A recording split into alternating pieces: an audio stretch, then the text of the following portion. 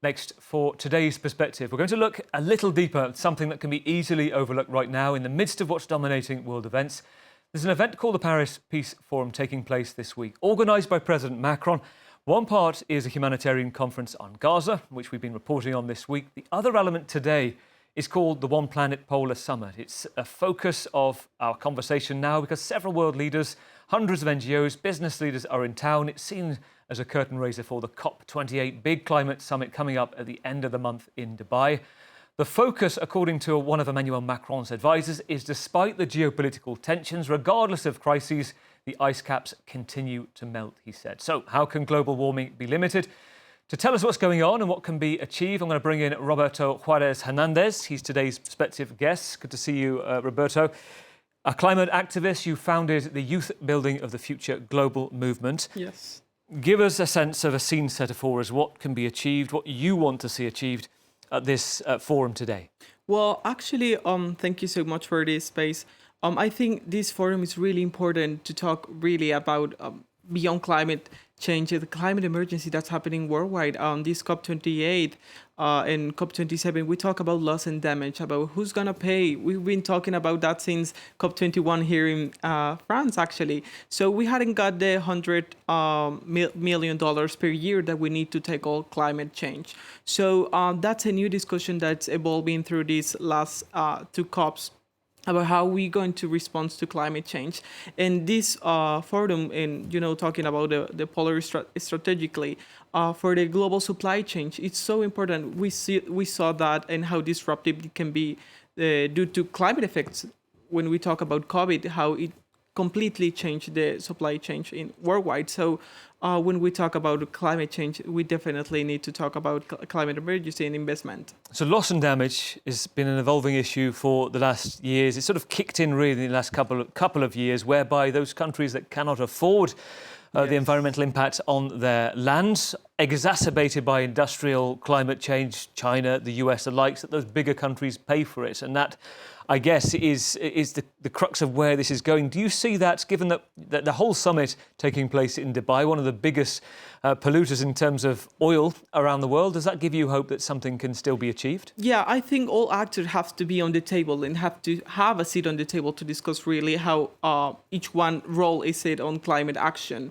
Although there's big oil companies and there's, a funding last year by Coca-Cola and other big companies, people and some activists were against that. But I think we all have to have a seat on the table and discuss it, because if we don't discuss it, if we don't have that exchange, then we are not going to make to an agreement. And beyond the agreements, we need actually the question, where is the money? We need to take action on that. How much do you think the movement, for people like you wanting change with the climate, wanting to see these issues addressed, has been affected, perhaps knocked back by the ongoing crises, particularly in the Middle East, Ukraine as well, but right now attention being taken away because of the conflict in Gaza? Is that affecting the movement at all? Yes, absolutely. That's why we talk about climate emergency, because it's not only about global warming, it's also about a humanitarian crisis, it's also a migration crisis, and a future crisis for the next generation. So it's a really complex thing. It's intersectional, and it's beyond climate and the environment. So we need it's about the human rights. So this year is really important because of the 75th anniversary of human rights. But where are we right now? How are we really achieving, the SDGs specifically, and also the human rights? The scenario is really complex and goes beyond climate, sadly. Tell me about your story, Roberto, because yours starts very young. You're seen as somebody who sort of super researcher in many ways. You've been around the world studying to get your head around some of these issues. Give us a sort of the route to the fruit of how you became involved. Yes, I'm from the South State in Mexico, from Tabasco, and I was born, with nature around, and then also Tabasco is an oil state. So when I was growing up, I saw the effects of climate change, loss of biodiversity, and I said that in Tabasco we no longer have night because of the flames burning oil all day. So I started taking action by that, and also I noticed that it wasn't only me; it was a movement that was happening worldwide, and that's when I realized about climate change and start working with other youth around the world, I have When you the say opportunity. happening worldwide, are you talking about the Greta Thunberg strike for Fridays, Yes. the whole activist movement? Yeah, Fridays started? for Future, Extinction Rebellion. There's so many movements around the world, but they all tackle that specific action, which is to invite more people to take action, either on human rights, also talking about Malala. The conflict, it's always evolving. That's why this Global Peace Forum is so important, because when we achieve peace, and I was watching also this some advertisement, what goes after the conflict and after the war? We might say peace, but sadly it is not. There's still conflict. We have a conflict between countries, but also we have a conflict with nature, and we have to make a better relationship with nature. We need to decarbonize our world.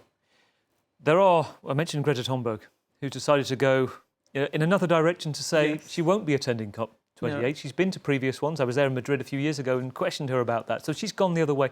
Why do you divert from that path and think, actually, it is still worth being there, attending, working out a plan? What differs your path to perhaps Greta Thunberg? Yes, I think it's different perspective from the global south and the global north.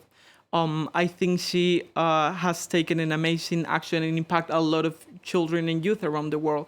But from the south perspective, just giving a quick example, in Mexico, we just suffered a hurricane level 5, around $100 million, just to the first step to take action. And we already have loss and damage. We're seeing loss and damage around the world. And I think it's a different perspective that she have. I think youth have a unique role in this topic to tackle climate.